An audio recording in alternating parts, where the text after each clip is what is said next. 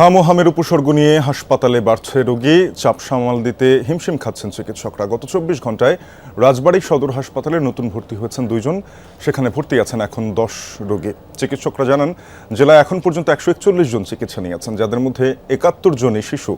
গাইবান্ধা সদর হাসপাতালে ভর্তি আছেন ৪ জন। কুষ্টিয়ায় উপসর্গ নিয়ে হাসপাতালে ভর্তি রয়েছেন ১১৬ জন।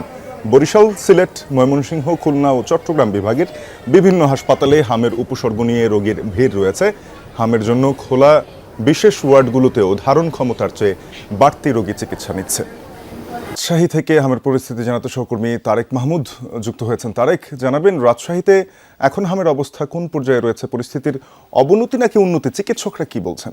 শাফিন, রাজশাহীতে হামের পরিস্থিতি অনেকটাই উন্নতির দিকে এবং রাজশাহী মেডিকেল কলেজ হাসপাতালে চিকিৎসা ব্যবস্থায় অনেকটা পরিবর্তন হয়েছে। সেক্ষেত্রে কিন্তু গত কয়েক সপ্তাহ থেকে মৃত্যুর সংখ্যা সেটি কম এবং গত ৫ দিন থেকে রাজশাহীতে হামের উপসর্গ নিয়ে কিন্তু মৃত্যু নেই। এবং এখন পর্যন্ত আমার কাছে যতটুকু তথ্য আছে, রাজশাহী মেডিকেল কলেজ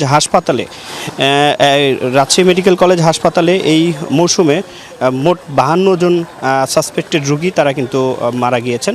এবং রাজশাহী মেডিকেল কলেজ হাসপাতালে গত ২৪ ঘন্টায় মোট ২১ জন রোগী ভর্তি হয়েছেন এবং এখন পর্যন্ত সাসপেক্টেড মোট ১২৯ জন রোগী রাজশাহী মেডিকেল কলেজ হাসপাতালের যে আইসোলেশন ওয়ার্ড রয়েছে, ১০ নম্বর ২৪ নম্বর ওয়ার্ড রয়েছে, সেখানে কিন্তু ভর্তি রয়েছেন।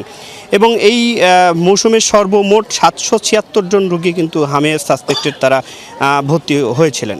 এবং হাসপাতাল কর্তৃপক্ষ যেমনটি বলছে যে হামের উপসর্গ নিয়ে যারা আসছেন তাদের জন্য কিন্তু রাজশাহী মেডিকেল কলেজ হাসপাতালের চিকিৎসক এবং নার্সদের সমন্বয়ে একটি স্পেশাল টিম তারা কিন্তু কাজ করছে। সেক্ষেত্রে আগের থেকে মৃত্যুর সংখ্যা অনেকটা কমিয়ে আনা সম্ভব হয়েছে।